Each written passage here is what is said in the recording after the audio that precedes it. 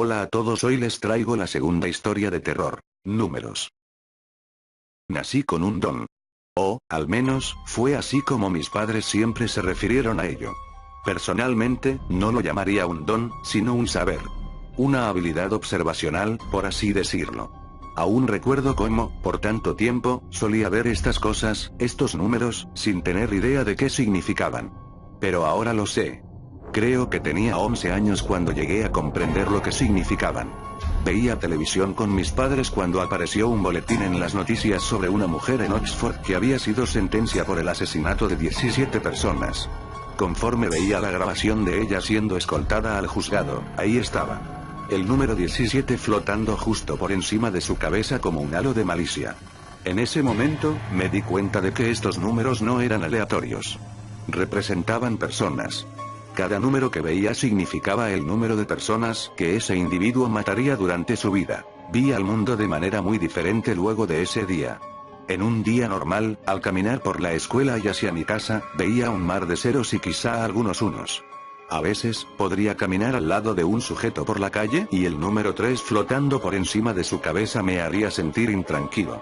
En lo particular, nunca he conocido a nadie con un número más alto que 1, y siempre me convencía a mí mismo con que esos unos se debían a algún accidente o algo por el estilo.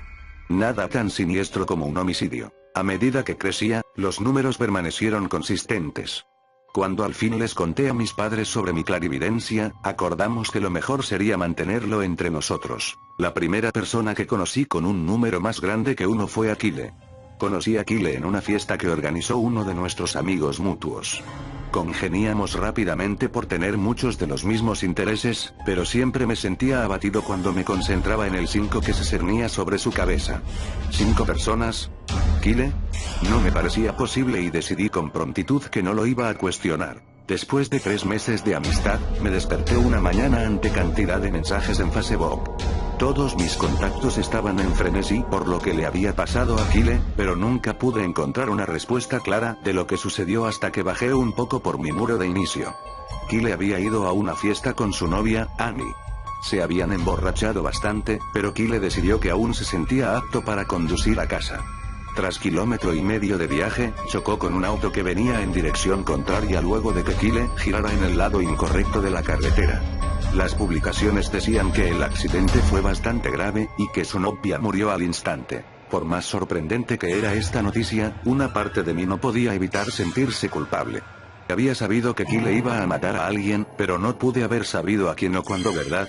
En tanto me seguía adentrando en las publicaciones, descubrí más acerca del auto contra el que Aquile se había estrellado. El auto se volteó por el impacto y rodó hasta una cuneta al costado de la carretera. El conductor, un compañero nuestro en el colegio, había muerto al instante. Sus 3 amigos, que eran sus pasajeros, murieron en el hospital por sus heridas críticas. 5 personas. Aquile asesinó a 5 personas esa noche. Y yo supe que iba a pasar. Cargué con la culpa de ese accidente por un largo tiempo. Traté de hablar con mis padres al respecto y ellos trataron de empatizar conmigo, pero sabía que no lo entendían. De hecho, fue muy difícil para cualquiera el entender por qué me estaba sintiendo de esa forma, hasta que conocí a Melanie. La mujer más hermosa que había visto.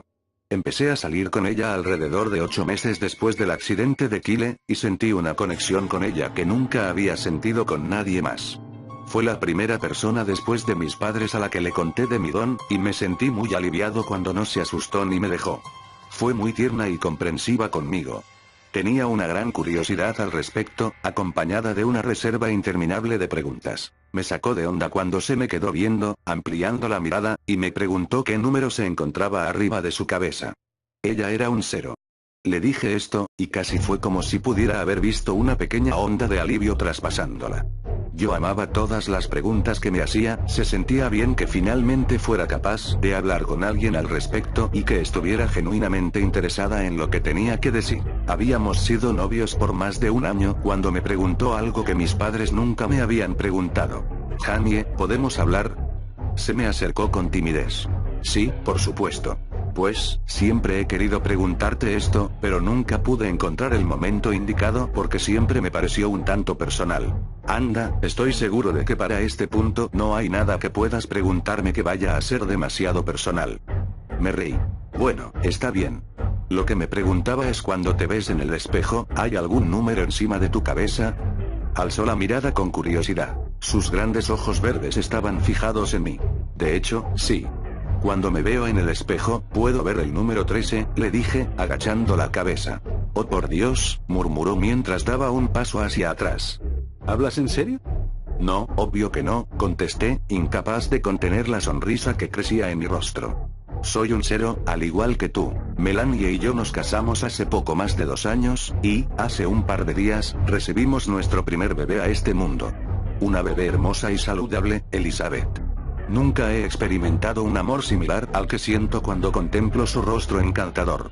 El sentimiento que se abulta en mi pecho cuando su manita se enrosca en mi dedo es como ningún otro. Noto más y más cómo mi esposa se enamora de nuestra hija cada vez que la carga. No sé cómo decírselo. No sé cómo decirle que, cuando veo a nuestra bebé dulce y perfecta, siento que mis entrañas se tensan por la culpa. Porque cuando veo por encima de su rostro encantador, veo el número 148,327. Tampoco sé cómo decirle que, el día que nuestra hija nació, el número de Melanie cambió de un 0 a un 1.